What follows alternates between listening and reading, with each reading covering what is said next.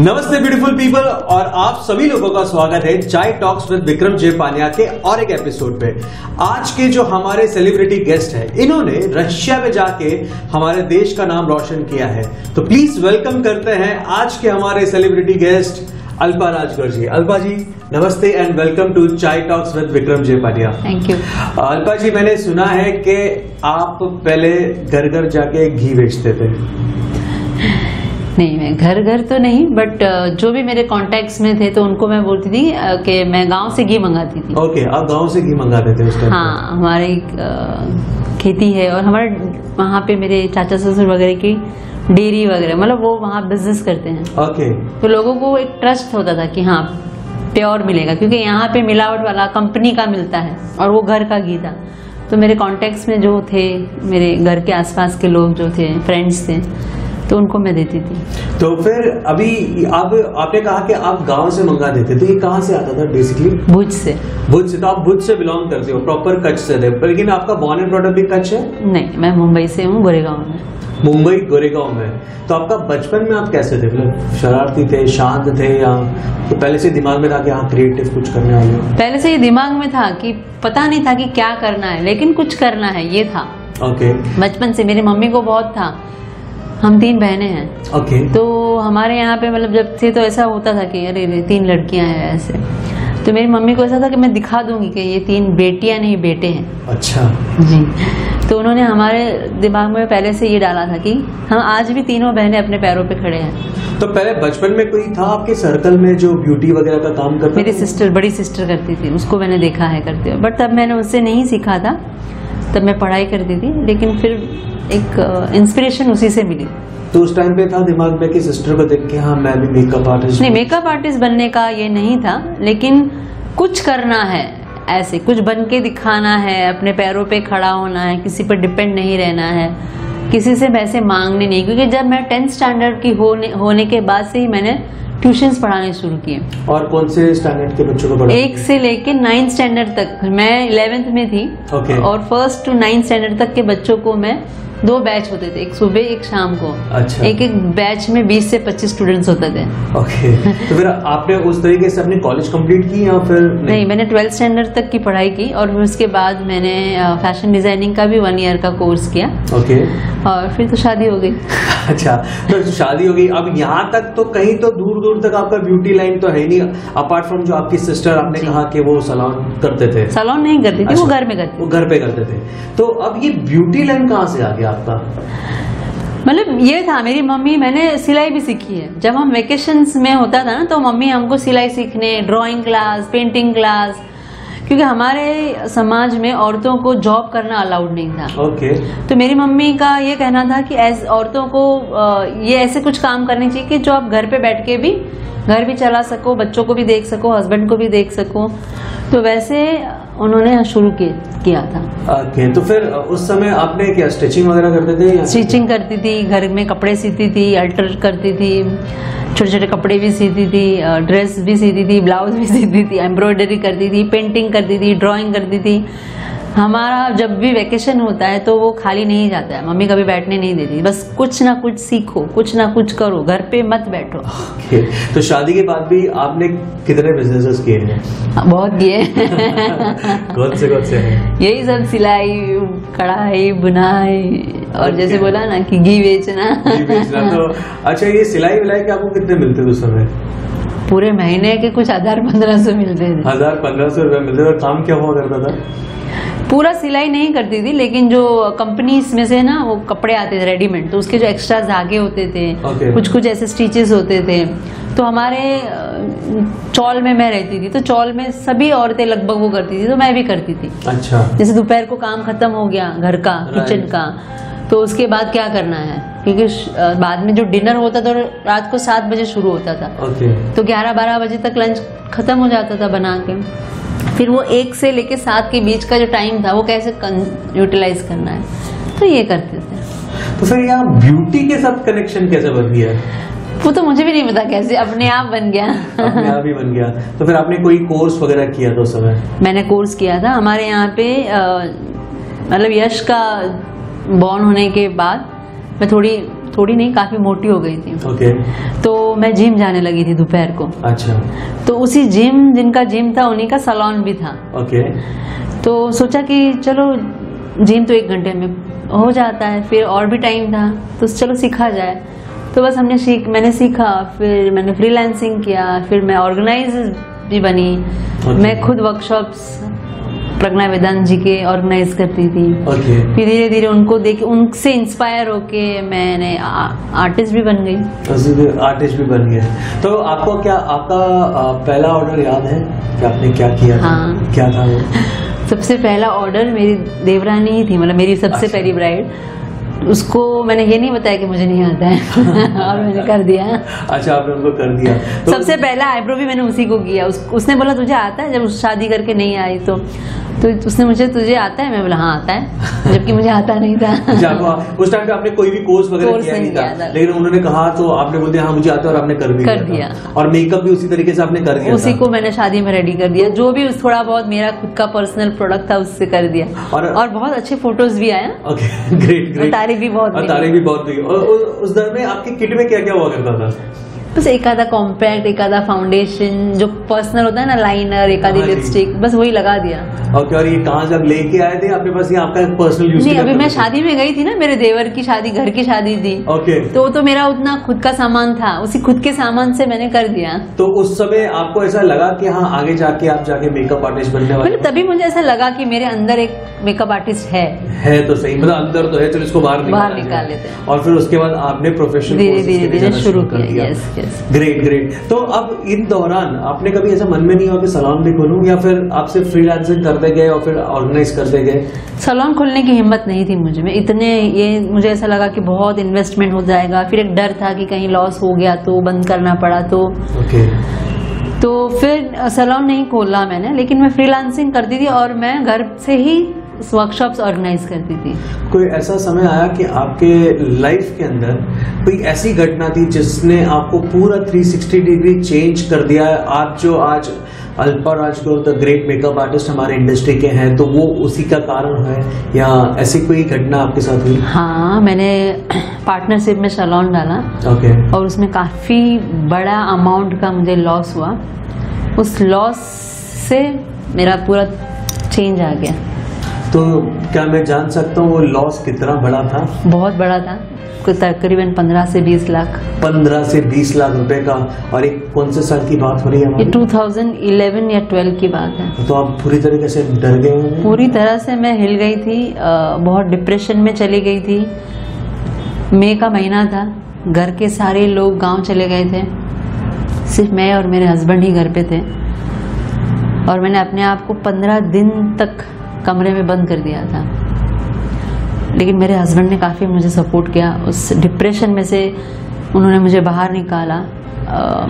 मैं phone switch off कर देती थी, या मैं फ़ोन की रिंग बजती तो मुझे डर लगता था, घर की बेल बजती थी तो मुझे डर लगता था कि कोई पैसे मांगने आ रहा है, या फ़ोन की बेल बजती थी तो मुझे ऐसा लगता था कोई सी पैसे के लिए ही फ़ोन किया। अननोन नंबर नहीं उठाती थी, मुझे ऐसा लगता था वो सामने वाला किसी और नंबर से मुझे फ़ोन करके पैसे मांग रहा है। फिर मेरे हस्बैंड ने कहा फेस कर। फिर कैसे उन्होंने मुझे बहुत सपोर्ट किया। उन्होंने कहा मुझे फेस कर, और फिर उसको कैसे ये करना है, उसमें से कैसे बाहर निकलना है, उन्होंने मुझे सारे प्लान्स बताए। ओके। तो धीरे धीरे करके 4 साल में मैंने सारा कर्जा उतार दिया। 4 साल में हमने सारे कर्जे उतार डाले, और पूरा एक बर्डन निकल गया होगा, पूरी राहत आ गई होगी आपके अंदर। कुछ 14 में या 15 में मैंने फिर अभी जो भांडुप में सैलून है वो सैलून मैंने डाला। वो पूरा कर्जा उतारने के बाद, पूरा कर्जा उतारने के बाद फिर तो हिम्मत आ गई होगी ना? तो अब तो और आने दो, अब तो आने दो। क्या कर लेंगे? क्या करना है? 15-20 लाख निकाले और क्या? अब तो मैं 15-20 लाख यूं निकाल लूं। So, आपको फिर दिमाग में ये कब आया कि आप सिखा भी सकते हो? मैंने कहा ना कि मैं ऑर्गेनाइज करती थी प्रज्ञा जी के इसमें, तो तब मैं उनको देख देख के भी मैं इंस्पायर हूँ। उनका सिखाने का तरीका बहुत अच्छा है। Okay. और बहुत अच्छे तरीके से लोगों को समझाते हैं, तो वो मेरे में भी गुण। और मैं ट्यूशन्स पढ़ाती थी। राइट। जब मैं 10th स्टैंडर्ड खत्म करने के बाद शादी तक मैंने ट्यूशन्स पढ़ा। लगभग 4 साल तक मैंने, या 4 या 5 साल तक मैंने ट्यूशन्स पढ़ाए। तो मेरे में वो गुण था सिखाने का। ओके। तो आज भी जब मुझे स्टूडेंट्स बोल के जाते हैं, पैर पड़ते हैं कि आप बहुत अच्छा सिखाते हो, तो वो चीज मुझे यहाँ पे काम आ गई। फैंटास्टिक। मतलब हर चीज को मैं इतना इजी बना लेती हूँ कि जब मैं सोचती हूँ कि सामने, जैसे अगर मैं आपको सिखाती तो मैं ये सोचती हूँ कि आपकी जगह अगर मैं होती तो मैं इसको किस तरह से मैं समझ सकती हूँ। Okay. तो वो टेक्निक से मैं सामने वाले को इजीली कोशिश करती हूँ कि वो भी समझ जाए। क्या आपको आपका फर्स्ट स्टूडेंट याद है?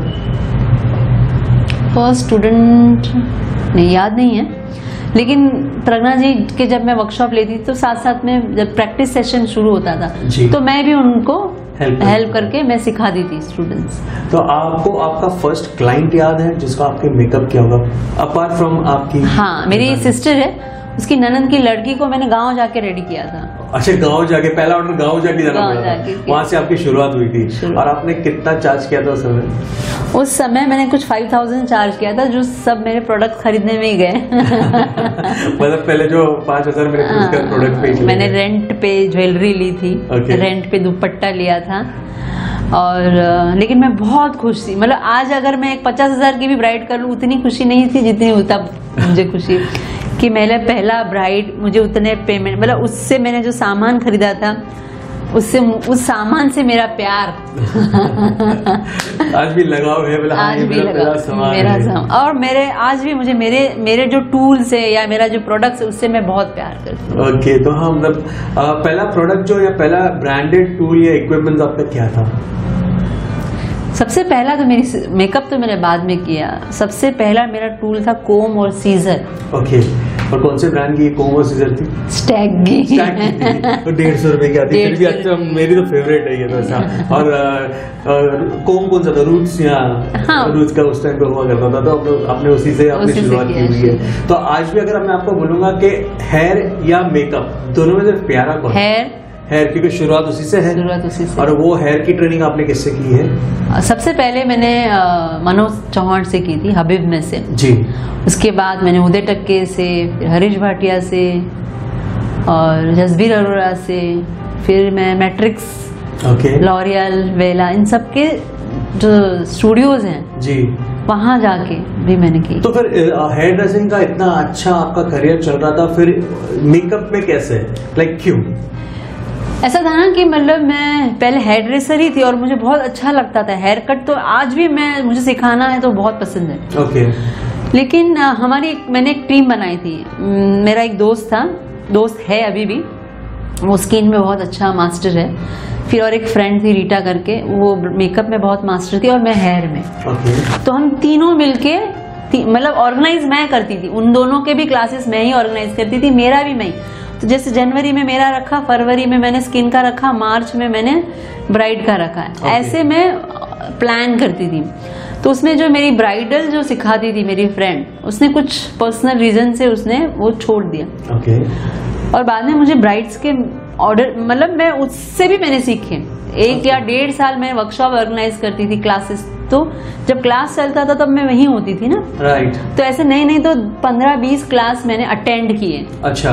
एज ए ऑर्गेनाइजर भी और एज ए स्टूडेंट, मतलब मैं बैठती थी, देखती थी, तो वो मेरे अंदर घुस गया था अच्छा खासा। तो मतलब मुझे नॉलेज आ गया था। मैंने ऐसे कोई कहीं जाके कोर्स नहीं किया, जैसे कोई बोलता है ना मैं इसकी स्टूडेंट हूँ, मैं उसकी स्टूडेंट हूँ, मतलब मैंने बेसिक फर्स्ट कोर्स यहाँ से किया, वहां से नहीं। मैंने तो अपना कोर्स उसी मेरे जो वर्कशॉप था वही मेरा कोर्स था फर्स्ट। तो मुझे ऑर्डर आते थे जो मैं पास आउट करती थी मेरी दोस्त को। फिर मेरी दोस्त ने कहा तुझे भी अभी काफी नॉलेज है, अब मैं छोड़ रही हूँ, तू शुरू कर। अच्छा। हाँ। तो फिर आपने फिर वहां से ऑर्डर लेना भी स्टार्ट? मैंने ऑर्डर्स लेना भी शुरू किया, और जो ऑर्डर के पैसे आते थे मैं उससे सामान खरीदती थी। सबसे पहला ब्राइडल का जब उसके छूटने के बाद मैंने नैना सावला से किया, जहाँ से मतलब उनके वर्कशॉप्स ही किए हैं। तो वो मुझे बहुत हेल्पफुल हुए, उसमें से मैंने काफी कुछ सीखा। उनको सिखाते देखती थी मैं कि वो कैसे सिखा रहे हैं, वो भी मैं ऑब्जर्व करती थी कि वो कैसे सिखा रहे हैं। तो उनका भी टेक्निक मुझे बहुत अच्छा लगता था, वो बहुत अच्छा सिखाते थे। तो वो सबको मैं देख के मैंने शुरू किया। बढ़िया।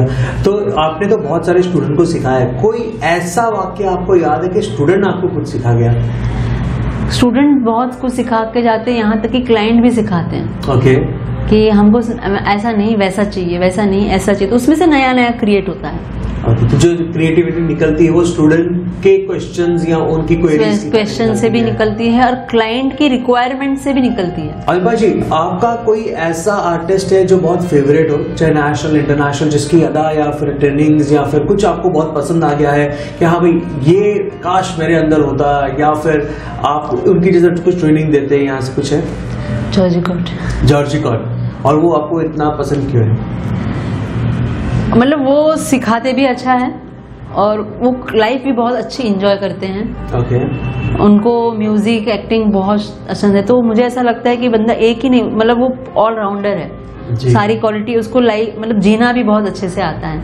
हम क्या होता है ना, काम में इतने डूब जाते हैं कि हम खुद अपने आप जिंदगी जीना भूल जाते हैं, लेकिन मैंने उसको देखा है कि वो खुद भी बहुत अच्छे से मतलब हैप्पीली जी रहा है और दूसरों को में भी खुशियां बांट रहा है, तो वो मुझे बहुत पसंद है। वो आपको बहुत पसंद है और उनका काम तो डेफिनेटली बहुत अच्छा ही है, नो क्वेश्चन। उनके काम पे तो हम कोई डाउट ही नहीं कर सकते। इंटरनेशनल आर्टिस्ट और इंडियन आर्टिस्ट में क्या फर्क आप ज्यादा देखते हो? इंडियन आर्टिस्ट और मतलब वो जो सिखाते हैं ना, वो बहुत परफेक्शन के साथ सिखाते हैं। ओके। और यहाँ के जो आर्टिस्ट होते हैं उनको पता नहीं, शायद यहाँ के लोगों की डिमांड होती है, पता नहीं, क्वांटिटी नहीं देखी जाती, क्वालिटी नहीं देखी जाती है, क्वांटिटी देखी जाती है। राइट। जहाँ के इंटरनेशनल आर्टिस्ट क्वांटिटी से ज्यादा क्वालिटी देने में बिहेव करते हैं, प्रीफर करते हैं। तो ये बहुत बड़ा डेफिनेटली एक अंतर तो है कि यहाँ पे हम लोग देखते हैं तेरे कितने स्टूडेंट है, मेरे कितने स्टूडेंट, तूने कितने सेमिनार थी, मेरे इतने सेमिनार थी। और यहाँ पे जब जैसे स्टूडेंट जब यहाँ हम क्लास लेते हैं ना, स्टूडेंट ये क्वेश्चन करते हैं कि कितनी हेयर स्टाइल्स दिखाओगे या कितने लुक्स दिखाओगे, तो मैं ये कहूँगा आप एक सीखो लेकिन उसको परफेक्शन के साथ सीखो। उनको कम पैसे में ज्यादा सीखना होता है, बिल्कुल। लेकिन इंटरनेशनल ऐसा नहीं। जैसे हम जॉर्जी कॉट के पास जाते तो वो एक दिन में 2 हेयर स्टाइल दिखाते हैं, okay। जबकि यहाँ की डिमांड होती है कि आप 10 दिखाइए। हाँ, और सीखना एक भी नहीं उनको। और जब वो सीख तो एक भी नहीं पाते हैं, प्रैक्टिस तो बिल्कुल भी नहीं करेंगे, बिल्कुल भी नहीं। वीडियो निकालते हैं लेकिन मुझे नहीं लगता कभी वो वीडियो देखते भी होंगे। मतलब ऐसा हो गया कि यहाँ पे हम लोग जैसे बाजी के खरीदने जाते हैं, थोड़ा एक्स्ट्रा मसाला डालते हैं, 2-3 भिंडी डाल देना, एक टमाटर से तरह क्या होगा। या मैं वो चाहती हूँ कि एक सीखो लेकिन वो परफेक्शन के साथ सीखो, क्योंकि अगर उसमें आप परफेक्ट हो जाओगे तो क्रिएशन अपने आप निकलेगा। तो क्रिएशन अपने आप निकलेगा। कोई ऐसा वाकया आपके ब्राइड के टाइम का हो कि जिसने आपको एकदम कहते ना ये क्या हो गया मेरे साथ, या हिला दिया? हाँ, ऐसा हुआ था एक बार क्लाइंट शायद दिल्ली से थे वो, तो किसी होटल में थे, तो उन्होंने होटल के सैलून में भी इंक्वायरी की होगी और फिर मेरे सैलून में भी इंक्वायरी की होगी, पता नहीं। लेकिन फिर बाद में उन्होंने जब मुझे ऑर्डर दिया तो ऑर्डर करते वक्त बहुत परेशान किया, मतलब काम करते वक्त बहुत परेशान किया, नहीं ऐसा नहीं, वैसा नहीं, वैसा नहीं, वैसा नहीं। एसेसरीज 3 दिन का ऑर्डर था, एक दिन में 2 दिन तक पूरा ऐसे एसेसरीज उठा के तब तो मैं ट्रेन में ट्रैवल करती थी, आजकल के जैसे ओला वगैरह नहीं था, और शायद तभी मैं अफोर्ड भी नहीं कर पाती थी। तो इतना सब सामान लेके जाती थी ट्रेन में, और फिर बाद में वो यूज नहीं करवाते थे। फिर तीसरे दिन जब मैं नहीं ले गई तो उनको वो चाहिए था। थर्ड डे बहुत हरेस किया। फिर मेरा जो दिमाग सटका, पता नहीं क्या हुआ, मैंने बोला मैं नहीं करूंगी। तब बोले आपके नहीं, तब मुझे उन्होंने ये भी बोला कि आपके तो रेट्स हमारे होटल के सैलून से भी ज्यादा है। तो मेरा दिमाग सटका, मैंने बोला फिर वहीं करा लेते, मुझे क्यों बुलाया इतने दूर से। फिर मैंने छोड़ दिया, तो आधा ही काम छोड़ दिया। मेरे असिस्टेंट से उनको भी बोला, मैंने किसी ने आधी आइनिंग की थी, किसी ने आधे टोंग्स किए थे, मैंने बोला सबको बोला छोड़ दो। तब पेमेंट हमने नहीं ली थी क्योंकि थर्ड डे काम होने के बाद पेमेंट मिलने वाली थी। राइट। तो उन्होंने कहा मैं पेमेंट नहीं करूंगी। ओके। तो मैंने कहा मैं ये समझूंगी कि मैंने दान दे दिया, मुझे नहीं चाहिए पेमेंट, मुझे अपनी सेल्फ रिस्पेक्ट ज्यादा इम्पोर्टेंट है आपके पेमेंट से। आपने बहुत परेशान कर लिया, मैंने आपकी बहुत रिस्पेक्ट कर ली, अब मैं आपका काम नहीं करूँ। तो उन्होंने बोला आपने आधा छोड़ा है, तो बोला आप अपने होटल के सैलून में जाके उसको पूरा करवा दीजिए क्योंकि उनके रेट्स तो मेरे से भी कम है, और आपने तो 2 दिन की पेमेंट नहीं की ना, तो आपको सस्ता ही पड़ेगा। मैंने छोड़ दिया। उसके बाद कभी ऐसे आपने फेस? उसके बाद कभी ऐसा मेरे साथ हुआ नहीं। मैं जब ट्रेन से वापस सैलून जा रही थी या मेरे घर जा रही थी, मैं पूरी रास्ते रोई थी और ये भगवान को प्रे कि अब ऐसा दूसरी बार नहीं होना चाहिए, और मेरे साथ ऐसा दूसरी बार नहीं हुआ। और उसके बाद तो मुझे बहुत रिस्पेक्ट क्लाइंट से भी मिली है, स्टूडेंट से भी मिली है, ऑर्गेनाइजर से भी मिली है। कहीं कहीं पे तो हमें अपनी रिस्पेक्ट रखनी पड़ती है एज एन आर्टिस्ट ऑल्सो। तो क्योंकि बहुत सारी जगह पे हम लोग देखते हैं कि जब आर्टिस्ट जाता है ब्राइड्स को करने के लिए तो उनको ब्यूटिशियन इधर आ रहे, इसका मेकअप कर ले, लैंग्वेज भी सही तरीके से यूज नहीं करते। ऐसा आज तक नहीं हुआ है। काफी बार स्टूडेंट्स बोलते हैं कि हमारे साथ ऐसा हुआ है, लेकिन टच वुड मेरे साथ ऐसा नहीं हुआ। बहुत रिस्पेक्ट मिली है मुझे, क्लाइंट्स ने बहुत रिस्पेक्ट दी है, स्टूडेंट्स ने भी बहुत रिस्पेक्ट दी है। बढ़िया। अलबा जी, अभी आपके साथ साथ आपके लड़के जो हैं यश, वो भी आपको ज्वाइन कर रहे हैं, तो फिर एक नई जनरेशन आपको ऐड हो रही है आपके काम के साथ। तो कैसा आप देख रहे हो यश के आने वाले फ्यूचर में क्या करने वाला है? यश मेरे फील्ड में ज्वाइन नहीं हो रहा है, लेकिन हाँ मुझे बहुत हेल्प करता है। ओके। जैसे कभी भी मैं उसको फोन करती हूँ, जैसे कभी मैं आउट स्टेशन से आ रही हूँ तो उसको फोन किया कि मुझे तू लेने आ या ऐसा, तो कभी ना नहीं बोला है उसने। आधी रात को भी ओके मम्मा मैं आ रहा हूँ। कहीं मुझे जाना हो तो वो हमेशा मेरे साथ रहता है, मतलब वो है तो अब मुझे डर नहीं है। तो एक आपको एक बल मिल गया है, एक बहुत बड़ा सपोर्ट, एक मर्द का जो सपोर्ट होना चाहिए वो आ गया। तो आने वाले फ्यूचर में क्या हम यश को भी एज अ मेकअप आर्टिस्ट या हेयर ड्रेसर, अब वो तो उसकी चॉइस है। तो उसकी चॉइस है, बट अभी तक फिलहाल तक तो वो मैंने कभी उसके ऊपर कभी भी कुछ थोपा नहीं है। उसको जो मर्जी हो, मैं ये बोलती हूँ तू कर ले, बाकी का सबका भी देख ले, कुछ नहीं है तो ये तो है ही, मैं तो हूँ ही। बिल्कुल। और यश अभी कॉलेज है या? हाँ, वो सेकेंड ईयर में है। सेकेंड ईयर में है, BMM कर रहा है जी। मैं उसको मिला था एक जगह पे एंड हमारी बात हुई थी तो उन्होंने बताया था कि वो BMM कुछ कर रहे हैं, स्टडीज कर रहे हैं मैनेजमेंट की वगैरह। फैंटास्टिक। हमारी भी यही प्रार्थना रहेगी कि आगे जाके वो बहुत बड़ा स्टार बने और हम उनको हमारे चाय टॉक्स विद विक्रम जेपानिया पे उनको भी इनवाइट करें। अल्पा जी, ये कौन सा मेडल है और ये कहाँ का मेडल है, कहाँ से ले आए हो आप, कहाँ से जीत के आए थे वाला? ये रशिया से है, एकaterinburg से। ओके। वहाँ का रूरल कंपटीशन था। अच्छा, तो ये आप रशिया कैसे पहुँच गए? मेरे ना बचपन से ये था कि मुझे कुछ करना है, जीतना है। ओके। तो एक मेडल चाहिए था मुझे। अच्छा। इससे पहले भी मैंने ट्राई किया था, OMC गई थी, OMC से मैं कोरिया गई थी, लेकिन वहाँ मेडल नहीं मिला मुझे। ओके। लेकिन जिद थी कि मेडल तो लाना ही है। मेडल तो लाना ही है। फिर आप इस जिद के थ्रू आप रशिया चले गए? रशिया चले गए। और ये कौन सा कंपटीशन था, किनका कंपटीशन था, कौन सा? ये वज़ा का उन्होंने रखा था। रशिया में एकaterinburg में। और हमारे इंडिया से कितने जन गए थे? हाँ, पार्टिसिपेट 3 लोगों ने किया था। और वहाँ पे कितने पार्टिसिपेट? वहाँ पे तो 18 कंट्रीज से लोग आए थे। 18 कंट्री से लोग आए थे और उनमें से आपने जो जीता था वो ये जो मेडल है वो आपने जीता है। तो ये सेकंड प्राइज है, सिल्वर मेडल है या first runner up? First runner up हो आप इसके अंदर। Fantastic, fantastic. सबसे पहले तो मैं आपको पूरी हेयर एंड ब्यूटी इंडस्ट्री की तरफ से आपको थैंक यू बोलना चाहूंगा कि आपने हमारा देश का नाम रशिया जाके भी रोशन किया है। This is fantastic. तो गाइस, अगर आप ये देख रहे हो तो प्लीज आप भी जाइए, पार्टिसिपेट कीजिए और हमारे देश का नाम रोशन कीजिए। आप CMC या OMC दोनों में कहीं पे भी पार्टिसिपेट कर सकते हो एंड इनकी डिटेल्स में नीचे देने की कोशिश करूंगा, आप वहां से देके आप पार्टिसिपेट कर सकते हो। फैंटास्टिक। तो इसके बाद अब क्या अचीव करने का इरादा है? इसके बाद गोल्ड मेडल। इसके बाद गोल्ड मेडल? मतलब मेरी जिद अभी पूरी नहीं हुई है। अच्छा, तो अभी भी गोल्ड मेडल आपको लेना है इसमें? जी। बढ़िया है। अल्बा जी, आपने तो बहुत कुछ ट्राई किया, मतलब अपार्ट फ्रॉम पहले ब्यूटी में आने से पहले भी आपने बहुत सारे व्यापार किए हैं, बहुत सारा काम किया है, ब्यूटी इंडस्ट्री में भी आपने बहुत कुछ हासिल किया है। अभी भी कुछ हासिल करना बाकी है? एक तो है ही गोल्ड मेडल। ओके। और मेरी और एक ड्रीम है कि मेरे पूरे इंडिया में जी एकेडमीज हो, तो आप फ्रेंचाइजीज देने वाले हैं। यस। सो गाइस, अगर आपको भी अल्बा जी के साथ जुड़ना है तो उनकी फ्रेंचाइजीज अवेलेबल है, मैं नीचे डिटेल्स डाल रहा हूँ, आप उनको जरूर कांटेक्ट कीजिएगा। होपफुली यश ही उसको बाद में हैंडल करने वाला है। Okay, fantastic. तो आप यश को कांटेक्ट कर सकते हो एंड यश आपको सारी डिटेल्स दे देंगे। ग्रेट। अल्बा जी, इतना सब कुछ तो हासिल किया है आपने और अब आप फ्रेंचाइजीज भी डेवलप करना चाहते हैं। अब तक जो आपने हासिल किया है उसमें सबसे बड़ी सीख क्या है आपके लिए? सबसे बड़ी सीख बस पैशन, पेशेंस एंड प्रैक्टिस, उसके अलावा कुछ भी नहीं है। उसके अलावा और कुछ भी नहीं है। सो ये आपका सीक्रेट रहा है और हमेशा आप इसको फॉलो करते हो। यस। अल्पा जी, अगर मैं आपको हमारी इंडस्ट्री का, हेयर एंड ब्यूटी इंडस्ट्री का आपको पीएम बना दे, तो कौन सी ऐसी चीज है जो आपको नहीं पसंद है और आप वो चेंज करना चाहते हैं?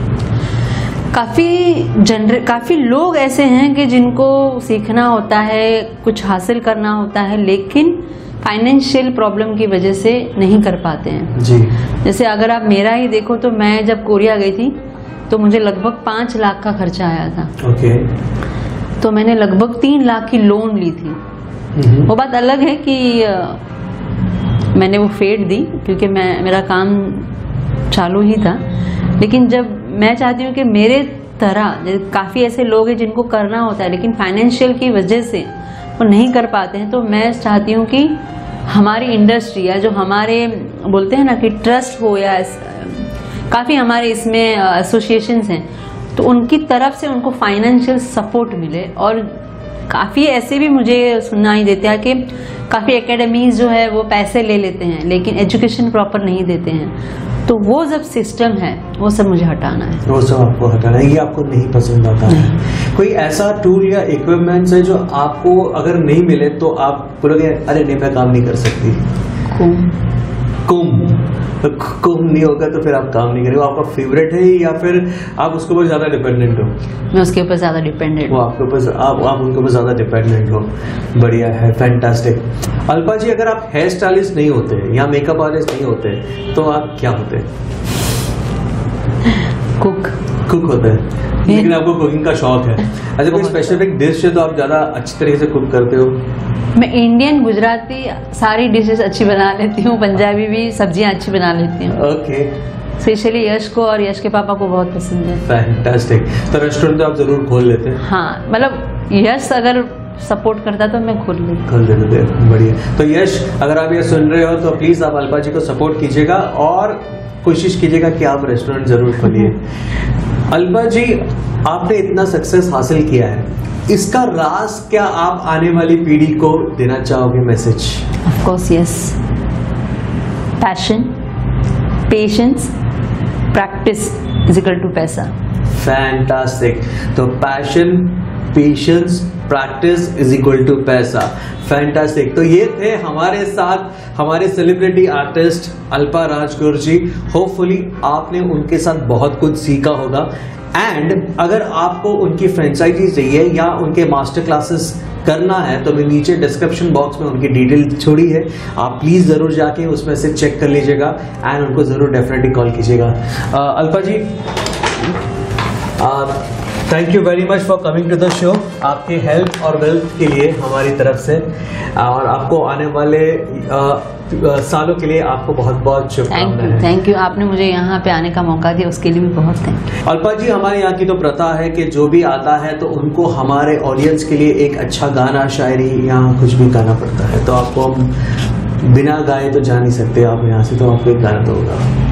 भजन चलेगा? अरे बिल्कुल, दौड़ेगा। एक भजन जो मेरे दिल के बहुत करीब है, जब भी मैं लो फील करती हूँ ना, अपने मोबाइल में वो लगा के गुनगुनाती हूँ, तो वो मैं सुनाती हूँ। प्लीज। तू मनी भगवान एक वरदान आपी दे, ज्या वसे छे तू मने त्या स्थान आपी दे। वाह वाह वाह Alpa ji, thank you very much. तो ये थे हमारे अल्पा राजगुरु जी। होपफुली आपने इनसे बहुत कुछ सीखा होगा। हम मिलते हैं अगले हफ्ते और एक सेलिब्रिटी की गेस्ट के साथ। तब तक के लिए स्वच्छ रहो, स्वस्थ रहो, व्यस्त रहो एंड मस्त रहो। मनी भगवान एक वरदान आपी दे, ज्या वसे छे तू मने त्या स्थान आपी